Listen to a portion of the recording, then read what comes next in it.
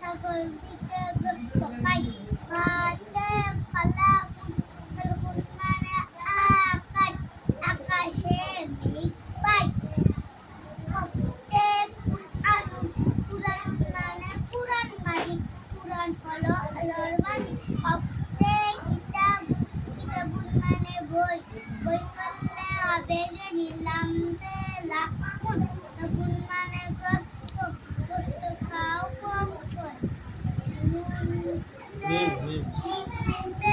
মসজিদুন মসজিদুন মানে মসজিদ মসজিদে যাও জলদি করে নুনতে নাউন নাউন মানে ঘুম ঘুমিয়ে যাও শোনাউন তারপরে ওয়াও